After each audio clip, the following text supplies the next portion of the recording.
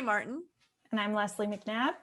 And we are the co-owners and co-founders of the Recovery Revolution. And what you're about to see is a little clip from a live Q&A in our private 6-month recovery incubator for partners and loved ones of those in need of recovery. This program is called Heal for Real.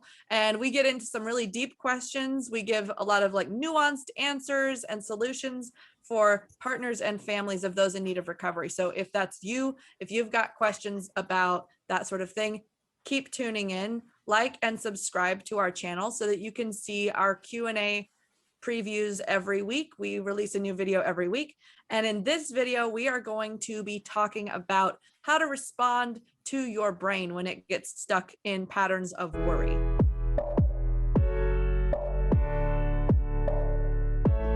So our next question is, my current situation is my 25-year-old addicted daughter got bacteria infection and went into her head. So she's been in the hospital for 2 weeks and will be in until August 12th.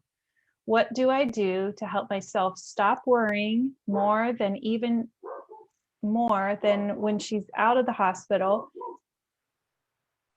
I'm sorry. Let me try to unpack that sentence. What do I do to help myself stop worrying more that even when she's out of the hospital, she will still go back? There you go. Okay. So great question. I think that's probably a good place to stop the question there. There's a little bit more, but here in Heal for Real, you're already learning some tools for worrying, right? Mm-hmm. We're in Calm Week, the Calm practice, and you had the stable framework last week, the stable method. And so I think the thing that pops out for me is to start your own recovery. And so if your recovery is going to look like recovering from worry, then that's what your recovery needs to be. And the more tools you gain, then, the more you'll be able to be a stable support for your daughter. Do you have anything to add? I wanted to, so we ended that question, but the question actually goes on, and I want to address it just a little bit because I think it can clarify some stuff. Mm-hmm. Or I think I can clarify with the question. So the question goes on to talk about their daughter. She has severe mental illness. There's several referrals for the psych hospitals to come see her, and they haven't yet. And she's making me feel so badly, calling me, constantly crying. I feel like it's too soon to get into the rehab talk. I know I can't control her, but I don't know what to do.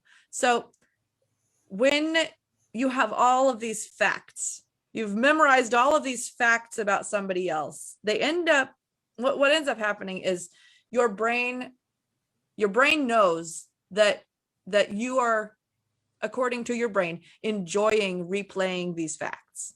So when you're worrying, it is really an automatic response of your brain. Your brain is trying to do the thing that it thinks you want to do because you have been doing it. And like human beings, we mimic. We not only mimic, we repeat, we are patterned. We are programmed. We program ourselves. Our experiences program us. And the more you think all these things, or the more you focus on all these little facts and memorize all these facts, obviously you can't forget them. You can't ignore them because it's your daughter. But if you can even just remind yourself that this process of worrying, of replaying these facts in your head over and over, that is not you. That's your brain being a brain. And it's very easy to kind of break that cycle, break that wheel that's spinning in your brain, that hamster wheel of anxiety or worry of all these facts that are just triggering and going around and around and around about what you know about your daughter and her situation. And then she calls you and the wheel spins again. It's easy to break that if you can take that step back and say, that's my brain doing what it does. Instead of saying, I'm worried about my daughter, instead of identifying with the process that your brain is undergoing, instead of feeling that worry, thinking that worry, having those thoughts spin, and then saying, I'm worried about my daughter, I'm worried about my daughter, this thought in my head is who I am, you can take a step back and say, my brain is going out of control. My brain is running a pattern. My brain is running a program. It's running a sequence. Think of it like that. My brain is running the worry about my daughter sequence. And you can say, okay, my brain's running the worry about my daughter. Look at it go. Yep. Oh, and then there's that thought. Yep. That thought's next. And then there's that thought. That's the next thought. Yep. Okay. Good job, brain. I see you. You're running the sequence. Well done. And just take a moment to let that sequence run out. Instead of saying, oh, right, that sequence, and now what do I do about it? There's nothing to do about it. There's absolutely, the final aspect of the question was, I know I can't control her, but I don't know what to do. The thing to do is to take a step back from identifying with that worry sequence and not let that worry sequence become who you are and then how you behave. We can't control our thoughts completely. We can work to train them, like we talked about in the stable method, work to train our thoughts to better serve us, but we can't completely control our thoughts because our brain is a tool. It's a tool in our head that helps us to do the things that we need to do. But it's running programs, it's running sequences, it's a computer, it's doing its thing all the time. And sometimes it runs something in the background that you don't realize and you're not trying to run, but you reinforce it by going with it. When it runs that sequence and then you do something with it, it says, yes, I nailed it, ran the worry sequence, and she did something.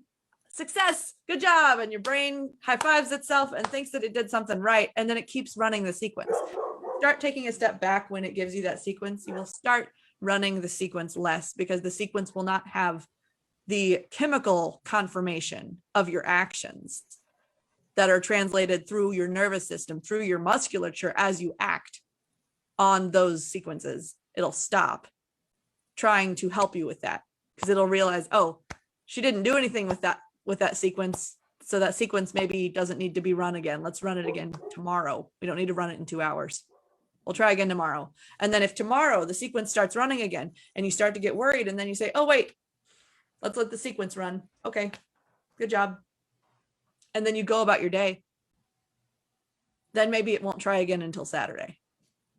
And it's going to take a while. It takes a while to really separate from the identification with what your brain is doing and forgetting that your brain is not you. Your brain is a tool that you use. But if you can give yourself that separation, you can get out from behind that worry cloud. You can get off of that hamster wheel, stop engaging with it. And from there, you'll have a much more stable foundation to know what you actually can do that will be supportive when your daughter does get out of the hospital. And I hear you saying that this is thought observation without judgment.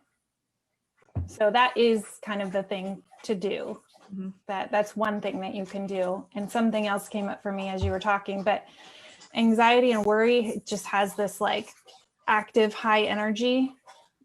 Mm-hmm. And also getting up and moving your body physically and matching that energy mm-hmm. can also help move it through your body so that it's not just constantly stuck inside of you. If you kind of match the energy level. And something that I learned I thought was really interesting, that anxiety and excitement have the same energy level, mm-hmm. but they're just directed in different ways, right? It's a different narration. It's the same physiological response. It's a different narration. Mm-hmm. So if you can do that, then you might be more likely to feel more peaceful, feel more calm mm-hmm. if you keep practicing that. So, yeah, I could add a bunch about that, but I don't want to make this an hour-long Q&A. So maybe we'll visit this topic in another one. Someone's going to ask something else, and I'm sure we'll get deeper into it in the future. So sure. Yeah. All right. Thank you for your questions. Keep them coming, and I hope they bring you support and some ideas. Yep. And we will talk to you. We'll see you next week. Bye. All right, take care.